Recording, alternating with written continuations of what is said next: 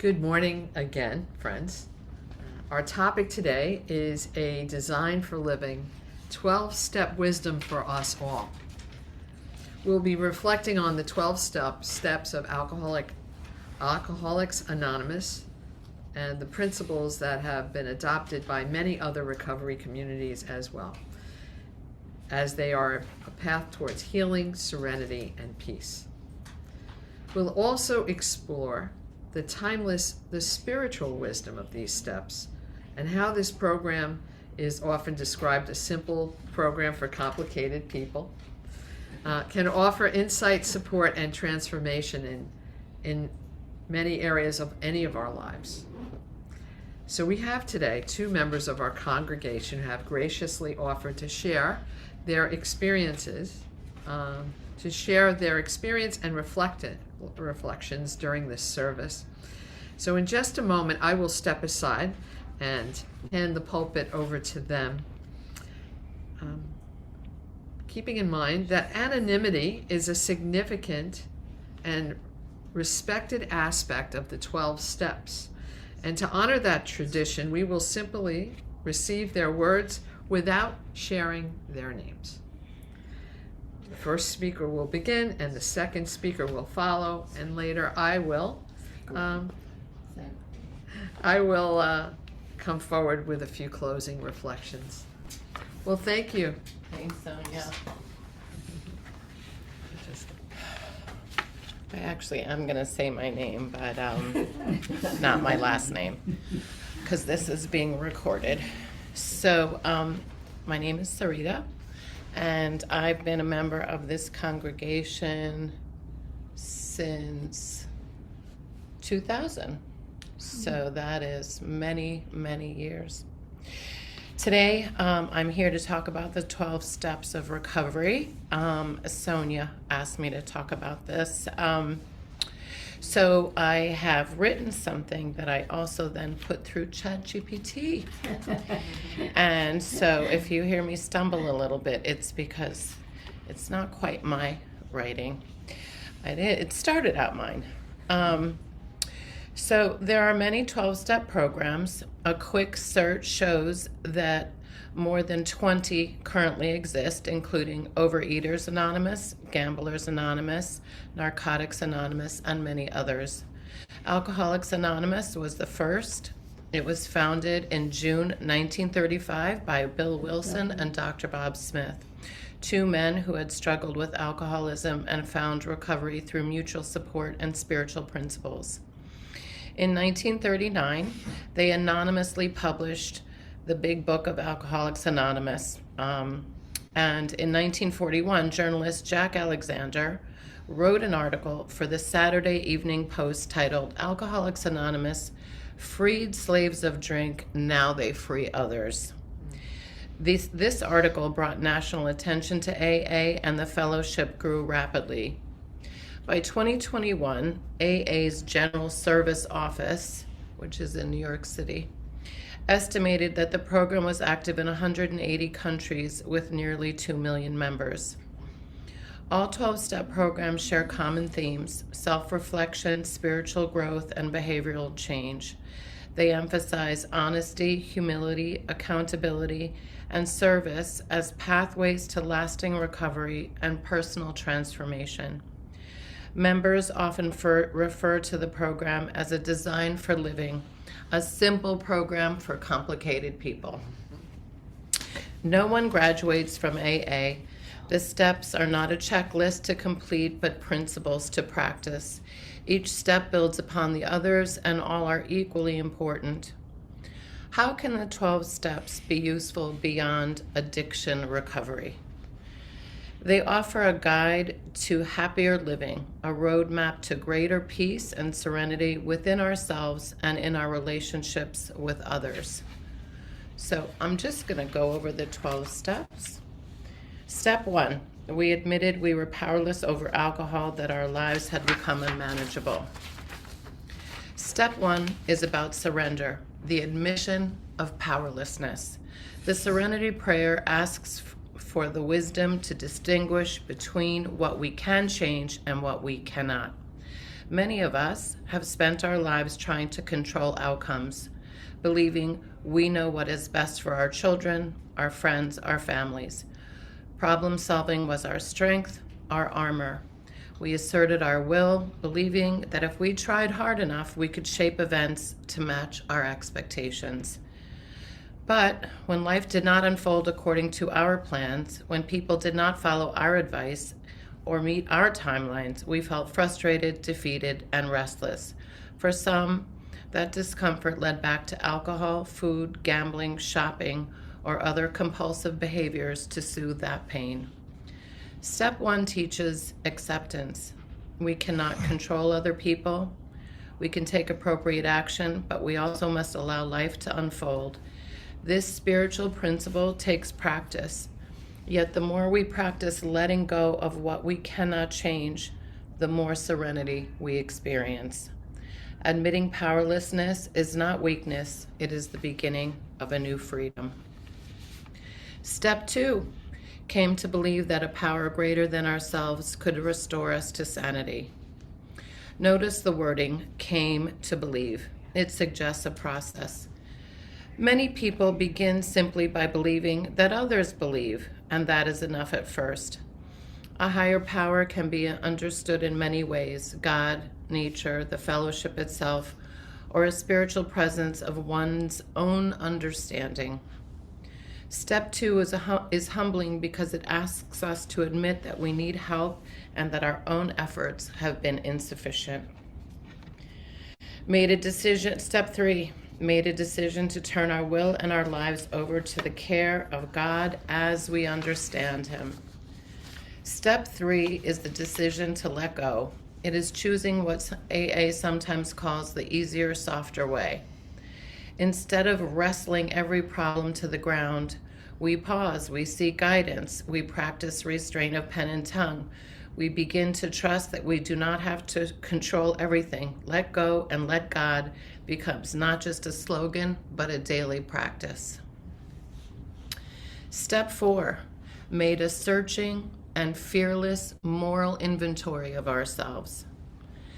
Step 4 asks us to shine a light on our past behavior.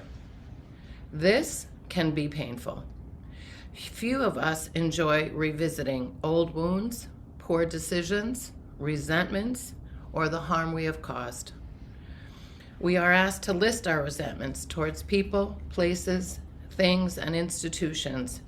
We examine what was threatened: our pride, our security, our ambitions, our relationships. Were we afraid of losing something? Angry at not getting what we thought we deserved? AA literature reminds us that deep resentment leads to futility and unhappiness. For those in recovery, unchecked anger can be dangerous. Step 4 is not about self-condemnation. It is about honest self-examination. We acknowledge both our strengths and our flaws. This humility creates space for growth. Step 5, admitted to God, to ourselves, and to another human being the exact nature of our wrongs. In step 5, we share our inventory with another person. This is an act of profound humility and courage. Secrets lose their power when spoken aloud. The guilt and shame we have carried begin to lift. We learn that we are not uniquely broken, we are human. This step opens the door to self-forgiveness and emotional sobriety. Step 6, we're entirely ready to have God remove all these defects of character. Now that we see our patterns clearly, step 6 asks, are we willing to let them go? Some of our defects have been armor. They have protected us, or so we thought.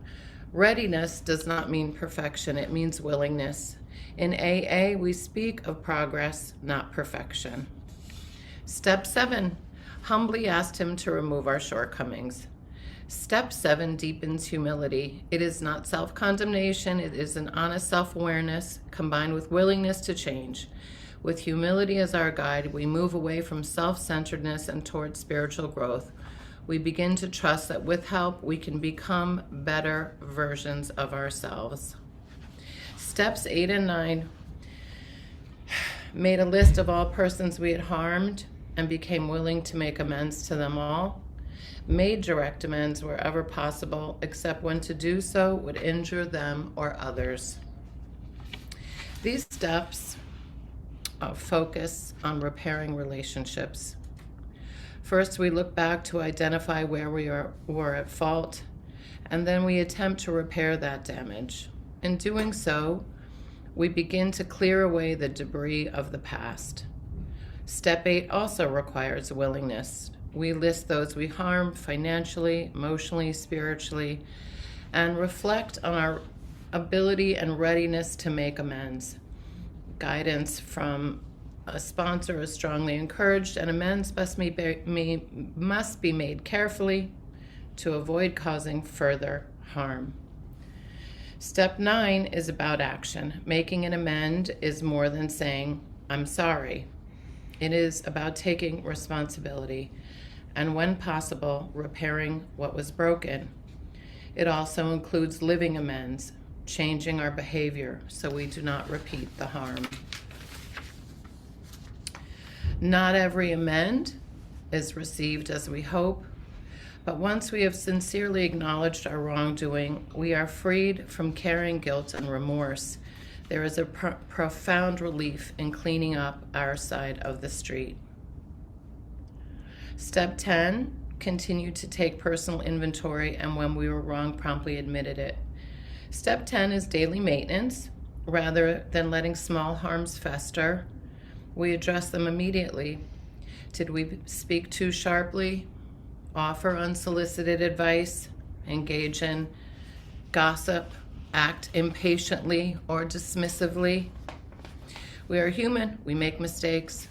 Step 10 gives us the opportunity to course correct quickly. It keeps our relationships clean and prevents the buildup of resentment and shame and anger. It is a powerful practice of accountability. Step 11, sought through prayer and meditation to improve our conscious contact with God as we understand Him, praying only for knowledge of His will for us and the power to carry that out.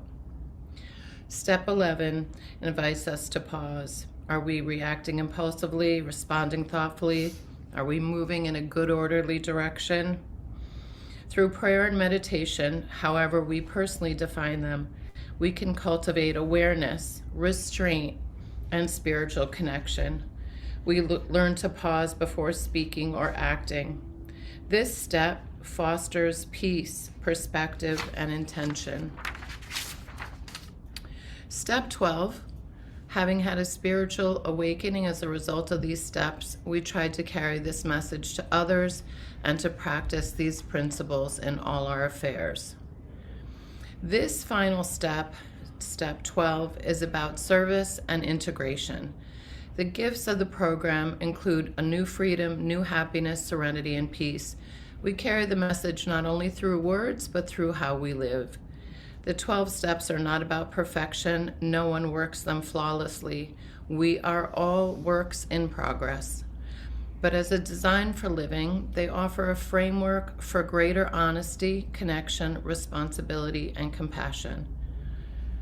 At our core, most of us seek more love, deeper connection, and greater peace.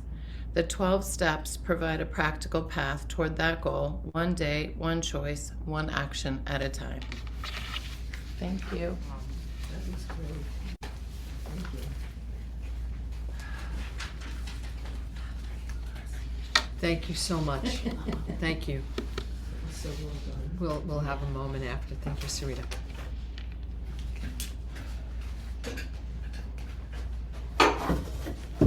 So for those of us on Zoom, we're just making some changes for the next presenter. Here.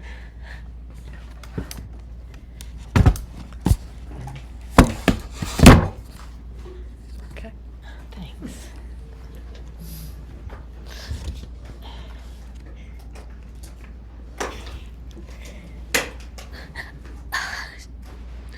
Good morning. Sorry, I hurt my knee yesterday, so I cannot stand. But I'm not that much taller standing than sitting anyway, so it doesn't make much difference.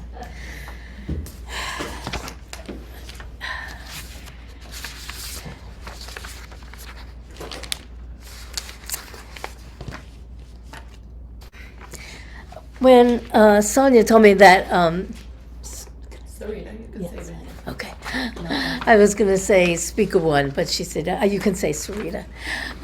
When that Sarita was going to talk about AA, I said, I'd really like to talk about my brother. Little did I know I would also be talking about myself, but first my brother. The reason I wanted to talk about my brother was because he lived AA.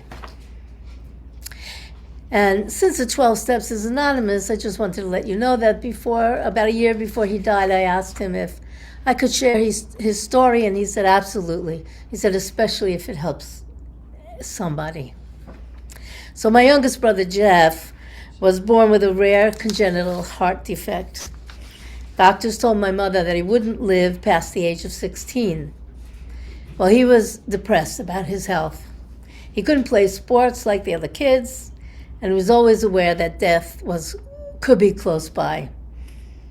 It was a lot for a teenager to handle, so he started drinking. Then a doctor told him if he continued drinking, he would die.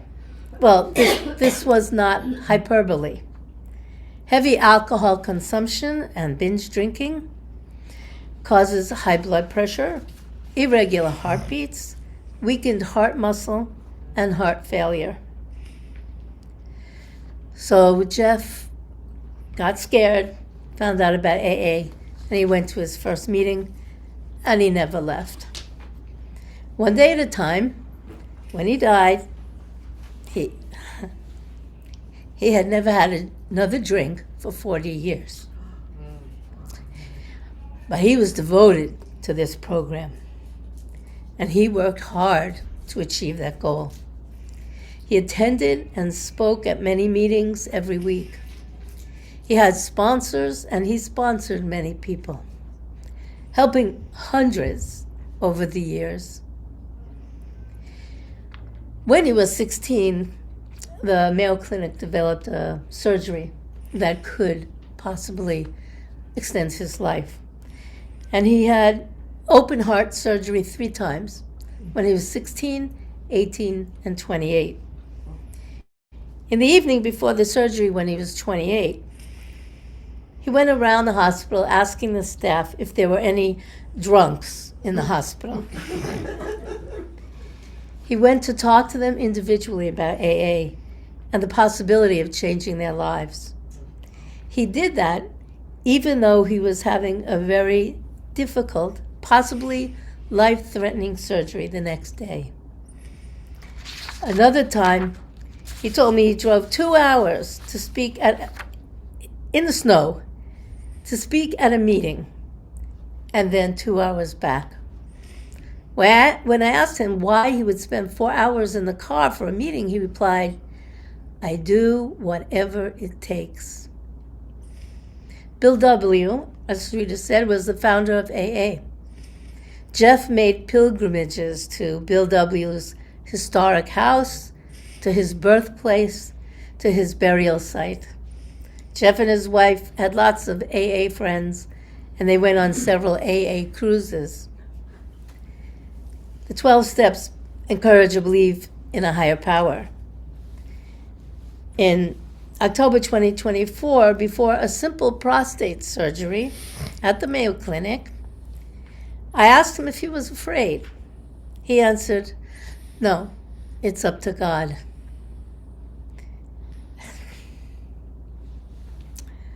Well, he never left that hospital after that surgery.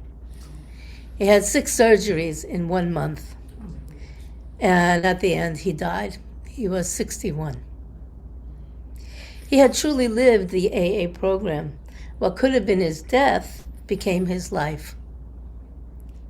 Jeff was spiritual, smart, and funny, and he led a life of service. He knew what his purpose was, and he invested his life with meaning. He left many people who he had helped, and many who loved him. At the graveside remembrance and celebration of his life, many of his AA buddies came, many, some flying long distances. Oh, Jeff. He won many trivia competitions. He was the director of a library. I'm very emotional this morning. I mean, anytime I talk about Jeff, I get emotional, but... Well, I'm speechless. I am so grateful, Sarita and Debbie, for your sharing today. You were the perfect piggyback to each other. The perfect, because you really gave it all the structure and content, Sarita, and Debbie came in with the emotion of the personal part of it. And so I can't thank you both enough. And, you know, I'm just going to say a few words before we end this, but, you know, I have a prayer space. I pray in the morning. I pray, I meditate. And my prayer today was, may this impact somebody. May this effort and this work. And I feel very, very moved. And I prayed, maybe it'll be somebody's child or a friend whose child is going through something, or somebody that needs Al-Anon, or somebody that has Clutterers Anonymous. There's a gazillion Anonymouses out there, but we all struggle with something. Being alive is like a struggle, isn't it, somehow? Can you all agree with me on this? There's something we feel powerless over. So I guess my prayers came true. And we love you. We love you both so much for being brave and honest today. So thank you. Thank you, thank you. You want to clap? Let's clap. Let's clap for our presenters and our friends and our family that we love. And we're here. We're here for you. So one of the things I wanted to say is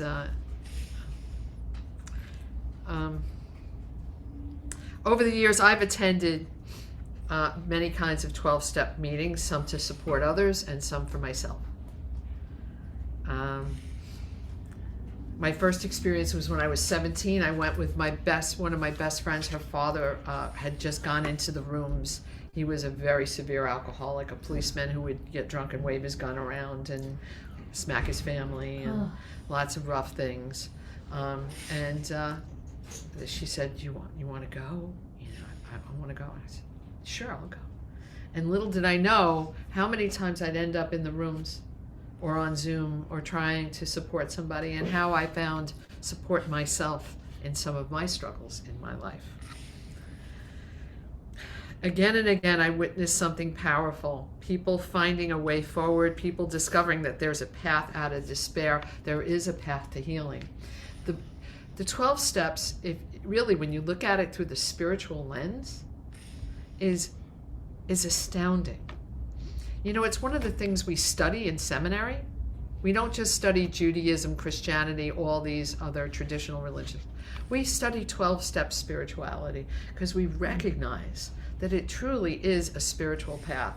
And when you looked at all the different segments of what Sarita shared in the program, it is all bits of all our spiritual traditions, whether it's asking forgiveness, forgiving ourselves, giving up power, all of it. One of the things that touches people deeply, aside from the steps, are the slogans. And many of you know many of the. I want to go read a few slogans and share some acronyms. Some of the slogans are one day at a time. You all know these. You can nod if you know them. One day at a time, aside from being a TV show. Keep it simple. And there's also KISS. Keep it simple, stupid. That's KISS. That's an acronym. Easy does it. First things first. Progress, not perfection. Let go and let God. Live and let live. It works if you work it.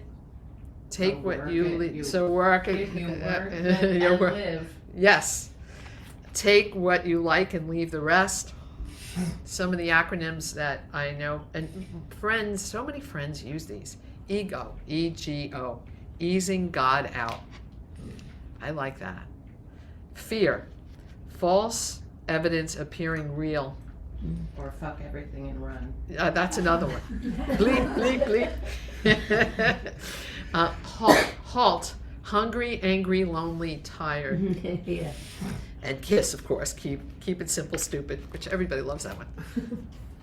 I have a lifelong friend, and I know her since I'm 11. She had experience and been in the rooms for a period of time in her life.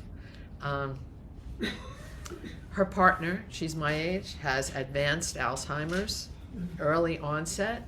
She is her only caregiver. They don't have really other helpers besides some friends. Every day brings new challenges for her and new grief, and she shares that the wisdom of the 12 steps is what continues to ground her. She returns again and again to the Serenity Prayer every morning, and she has to recognize what she's powerless over and where she still has the power to make a difference. And perhaps that's the deeper gift of this program. It's finding your personal power. There's a spiritual teacher, her name is Carolyn Mace, and she is fascinating, if any of you have ever heard of her. And she says that, I believe if there's any reason that we are born to live this life, it is to learn how to manage our personal power. Interesting. So we shared this service today not only to learn about the program that has helped millions of people, but to explore the wisdom. Because somewhere in these steps there and these sayings and these simple reminders, many of us can recognize something that speaks to our own lives. Do we all have something in here that we could relate to? If so, please raise your hand. Something you could relate to in the wisdom, somebody you could forgive for something. Sometimes you got to forgive yourself. Yes. Yes. Me, I got 2 hands up. So I'd like to close with this gentle invitation. Perhaps something you've heard today, a step, a story, a slogan, or an acronym might have touched you in some way. The wisdom that Sarita and Debbie shared so profoundly and deeply. If so, please hold on to it, explore it, share it if you can somehow, and let the little piece of wisdom guide you some way. One day at a time. May it be so. Thank you. Thank you. If you like this video, please like us on YouTube, subscribe to our YouTube channel, and click on the bell to be notified whenever we post a new video. Thank you.